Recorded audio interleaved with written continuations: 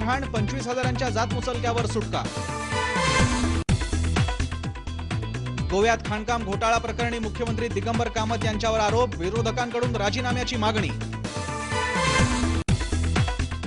शिर्डीत दसरा उत्सवाला दिमाखात सुरुवात, हजारो भाविकांची गर्दी, फुलांनी बाजारपेठा फुलल्या।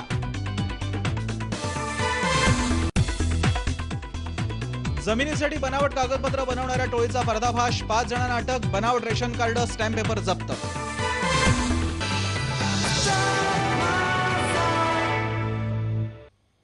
नमस्कार, मी प्रसन्न जोशी, मुंबई ईस्ट वेस्ट मध्ये आपल्या सगळ्यांचं स्वागत। राज ठाकरेंनी इशारा दिला आणि काही तासातच मुंबईत मजूर रिक्षावाल्यांना मार खावा लागला, पण या मार देण्यावरूनही सेना आणि मनसे चढाओढ लागली आहे। अबू आझमी, शरद राव यांच्यासारखे नेते आपली पोळी भासते ना एवढंच पाहताना दिसतात। आजपर्यंत यांनी लोकांवरती हात टाकले, उद्यापासून जनता यांच्यावरती जेव्हा आता हात टाकायला सुरुवात करेल त्यावेळेला यांचे नेते काय करतील हे मला बघायचंच आहे।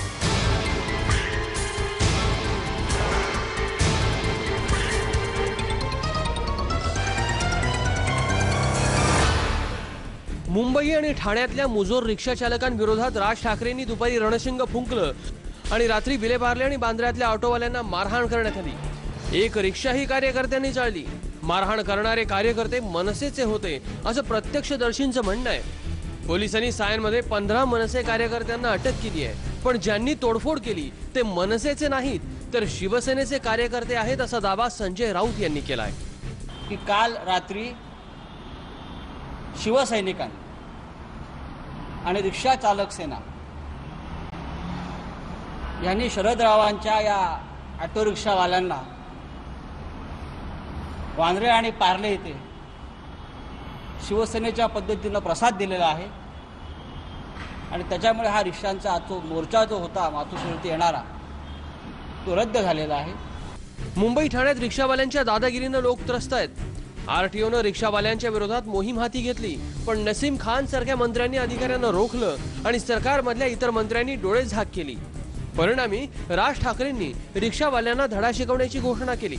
मी आज एवढंच त्यांना, शरदराव आणि त्यांच्या लोकांना सांगू इच्छितो की मुंबई शहरामध्ये, ठाणे शहरामध्ये किंवा या सर्व शहरांमध्ये जे रिक्षा चालक आहेत, जे टॅक्सी चालक आहेत, यांच्या कोणत्याही चालकांना सुरक्षा पुरवण्या इतपत महाराष्ट्र सरकारकडे आज लोक नाहीत। आजपर्यंत यांनी लोकांवरती हात टाकले, उद्यापासून जनता यांच्यावरती जेव्हा आता हात टाकायला सुरुवात करेल त्यावेळेला यांचे नेते काय करतील हे मला बघायचंच आहे। चोर तो चोर आणि वरून शिरजोर अशी स्थिती रिक्षावाल्यांनी केली आहे। विक्रोळी आणि भाईंदरमध्ये तर लोकांना रिक्षातून काढून मारहाण केली। रिक्षावाल्यांच्या या गदारोळात दोघांचा मृत्यूही झाला। असं असतानाही शरदरावांसारखे कामगार नेते स्वतःची पोळी भाजण्याचा प्रयत्न करतायत। जरी मनसेचे नेते राज ठाकरे यांनी प्रेस कॉन्फरन्स घेऊन जे काही सांगायचं काम केलं, तर त्यांना जे करायचे ते करतील, आम्हाला जे करायचे ते आम्ही करू। तर कोण धमकीला वगैरे उत्तर देत बसणार? आलेल्या संकटाला फेस करायला रिक्षावाला समर्थ आहे। मोठं नुकसान रिक्षावाल्याचं झालं तर संघटना सरकारकडनं ते पैसे वसूल करेल, कारण लॉ अँड ऑर्डर ही त्यांची जबाबदारी आहे। रिक्षावाल्यांच्या मुजोरीला आळा घालण्याचं काम खरं तर सरकारचं आहे, पण ना राष्ट्रवादी आणि ना काँग्रेसचे नेते लोकांची बाजू घेत आहेत। उलट शरद रावांसारख्या नेत्यांनी मुंबईला वेठीस धरला असताना त्यांच्याशी चर्चा करतायत। सरकारच्या अपयशामुळे लोकांना त्रास सहन करावा लागतोय आणि सेना मनसेची मार रिक्षावाल्यांना बसतेय। स्वाती लोखंडेसह मयूर परीख, स्टार माझा, मुंबई। दुसरीकडे समाजवादी पक्षाचे नेते अबू आझमी यांनी मनसेवर जोरदार हल्ला चढवला आहे। कायदा हातात घेणाऱ्यांवर कारवाई व्हावी अशी मागणीही त्यांनी केली आहे। तो ये काम पुलिस का है या एमएनएस का है? एमएनएस के लोग जब चाहते हैं, अगर किसी उनको कहीं यूपी वाला पसंद नहीं आया तो जाकर यूपी वाले को मार दिया, कभी उनको कोई कंडक्टर पसंद नहीं आया कंडक्टर को जाके मार दिया, कभी कोई रिक्शा वाला पसंद है उसको जाके मार दिया। मर्डर हुआ, हत्याएं हुई हैं और लोग यहाँ से भाग रहे हैं, परंतु सरकार चुप्पी मारे बैठी हुई है। मैं इसकी कड़े शब्दों में निंदा करता हूँ कि जो हो रहा है बिल्कुल बंद होना चाहिए। परंतु मन से क्या सरकार चला ली पैरेलल? ये मन से जो कर रही है इसके ऊपर समाजवादी पार्टी बहुत पूरी ताकत के साथ इसका विरोध करेगी, लेकिन उसका विरोध करने का तरीका जो मनसे का है ना, ये सिर्फ गुंडागर्दी वाला है। ये हिटलरगिरी चल रही है इनकी, इसको दबाने की जरूरत है, नहीं दबाने, अगर ये नहीं होगा, सरकार नहीं सुनेगी तो मजबूरन हम लोग भी इसके ऊपर एक्शन। दरम्यान रिक्षा चालकांच्या मुजोरीवर सामान्य माणसांनीही संताप व्यक्त केलाय। रिक्षावाले ज्यावेळेला ज्ञानेश्वर नगर नाक्यावरून आम्ही जर रिक्षा पकडली तरी रिक्षावाले कुठे स्टेशनला चल इकडे चल तर येणे नाकारतात, प्रत्येक गोष्टीला आरेरावीपणे करतात, माणसाला बसलेलं उतरवतात आणि त्यांचे मीटर एवढे फास्ट असतात, जम्पिंग असतात की ते काय विचारू नका. आणि रात्रीचा अवरात्रीला रिक्षावाले हा प्रत्येक कस्टमरला लुटत असतात. तरी हे कुठंतरी थांबले पाहिजे, ह्याच्यावर रिक्षावाल्यावर कडक कारवाई केली पाहिजे. मला रिक्षावाल्यांबद्दल एवढंच सांगायचं आहे, काही रिक्षावाले खरंच चांगले असतात, येतात आणि जेव्हा लांबच्या डिस्टन्सला असतात त्यांच्यासाठी आम्हाला काहीतरी ठराविक डिस्टन्सला गव्हर्नमेंटने तरी त्यांची भाडी निश्चित करावी ठराविक डिस्टन्सला, आणि शेअर रिक्षा त्यांना अलाउड करावीत. म्हणजे मग जवळपास जाणारे सगळे एकत्र येऊन त्या योग्य ठिकाणी प्रत्येक जण. तोडफोड करणं अयोग्य असलं तरी रिक्षावालेही कायद्याच्या चौकटीत राहून त्यांनी काम करावं, ते काम करत नाहीत असं भाजपचे नेते माधव भंडारे यांनी म्हटलंय. हिंसाचार हा अयोग्य आहे आणि हिंसाचार कोणी करू नये. पण टॅक्सी चालक, रिक्षा चालक हे कुठल्याही प्रकारचा कायदा जुमानत नाहीत आणि त्यांना कायद्यामध्ये काम करायला लावणं सरकारला शक्य होत नाही. त्यामुळे सामान्य माणसाला जो त्रास भोगावा लागतो, सामान्य माणसाचे जे हाल होत आहेत त्याची जबाबदारी कोण घेणार आहे आणि रिक्षा चालकांना, टॅक्सीवाल्यांना शिस्त कोण लावणार आहे, या प्रश्नाचं उत्तर सरकार आणि रिक्षा टॅक्सीवाल्यांच्या युनियन्स यांनी दिलं पाहिजे. त्यामुळे सरकारची ही जबाबदारी आहे की त्यांनी कायद्याचं पालन केलं पाहिजे. सामान्य माणसाला त्रास होता कामा नये ही काळजी घेण्याची जबाबदारी सरकारची.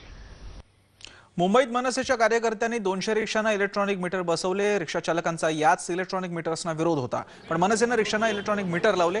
गेल्या काही दिवसात रिक्षा चालक याच इलेक्ट्रॉनिक मीटरला विरोध करतायत.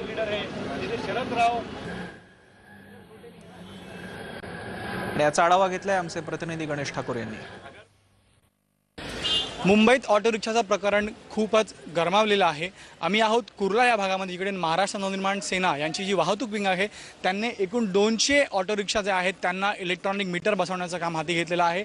या लाईनीत ज्या ऑटो रिक्षाज आहेत यांनाच आता 200 ऑटो रिक्षांनाच इलेक्ट्रॉनिक मीटर लावण्यात येणार आहे आणि यानंतर 10,000 आणखी मीटर लावण्यात येणार आहेत त्यांच्या 10,000 ऑटो रिक्षामध्ये. पण एका साईडला असे मीटर्स लावून सरकार किंवा जे कानून आहे त्याची मदत करण्यात येत आहे, पण दुसरी ठिकाणी जे ऑटो रिक्षा चालक आहेत त्यांची जी मारहाणही होत आहे. आपल्यासोबत हाजी आराफात शेख आहेत, त्यांना आपण विचारूया. तुमचा पक्ष आज इथे, तुमची वाहतूक सेना जी आहे इथे 200 ऑटो रिक्षा यांना मीटर लावत आहे. एक हे जे आहे एक लीगल टर्म्समध्ये बरोबर आहे, पण त्याचबरोबर तुमच्याच लोकांनी काही लोकांबरोबर ऑटो रिक्षा चालकांना मारलेलं आहे, त्यांच्या ऑटो तोडलेले आहेत, यावर तुम्ही काय म्हणाल? सकाळी 10 वाजता एक महिला, त्यांना हॉस्पिटलमध्ये जायचं होतं. त्यांनी सांगितलं मला चुनाभट्टीला जायचं आहे. त्यांनी रिक्षा ड्रायव्हरनी त्यांनी सांगितलं मी तिथे जाणार नाही. आमचे पदाधिकारी तिथे उभे होते. त्यांनी सांगितलं की त्यांना हॉस्पिटलमध्ये जायचं आहे, तुम्ही घेऊन जा. तुम्ही त्यांनी त्याला उलट विचारलं की तुम कोण, असं त्यांनी सांगितलं. त्यांनी सांगितलं आम्ही महाराष्ट्र वाहतूक सेनेचे पदाधिकारी आहात, तुम्ही बसा. ये लोकांनी दादागिरी आपले एक राजपाट आपलं साम्राज्य दाखवलं म्हणून हे लोक करतात. म्हणून आम्ही सर्व पदाधिकारी रस्त्यावर उतरले.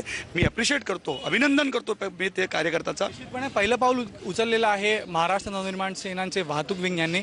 आणि आता तुम्ही बघू शकता इथे लाईनीत सगळ्या ऑटो रिक्षाज लावण्यात आलेल्या आहेत. याच ऑटो रिक्षाजवरती इलेक्ट्रॉनिक मीटर लावण्यात येणार आहेत आणि त्यानंतरच जे दुसरे ऑटो रिक्षाज आहेत त्यांच्यावरतीही इलेक्ट्रॉनिक मीटर लावण्यात येतील, जेणेकरून जी लोकं आहेत त्यांना हे ऑटो चालक जे आहेत ते धोका देतात, ते मीटर टॅम्पर करून त्यांना फसवतात, ती फसवणूक होऊ नये म्हणून. गणेश ठाकूर, स्टार माझा, मुंबई. मुंबईतल्या गिरणी कामगारांसाठी पुढच्या 15 दिवसात म्हाडा